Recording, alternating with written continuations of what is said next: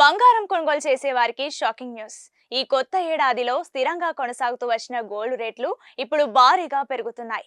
క్రితం రోజుతో పోలిస్తే ఇవాళ తులం గోల్డ్ రేట్ భారీగా పెరిగింది. అయితే వెండి రేట్లు స్థిరంగా కొనసాగుతూ కాస్త ఊరట కల్పించాయి. ఈ క్రమంలో ఈ రోజు హైదరాబాద్ మార్కెట్లో బంగారం, వెండి రేట్లు ఎంతెంత ఉన్నాయనేది ఇప్పుడు తెలుసుకుందాం.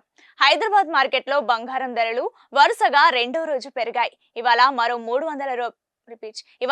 350 రూపాయలు పెరిగింది. దీంతో తులం బంగారం ధర 72,600 వద్దకు ఎగబాకింది.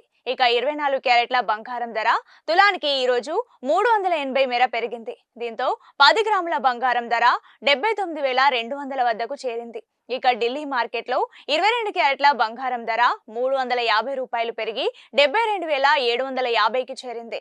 అలాగే 24 క్యారెట్ల పసిడి ధర 380 పెరిగి 79,350 వద్ద ట్రేడ్ అవుతోంది.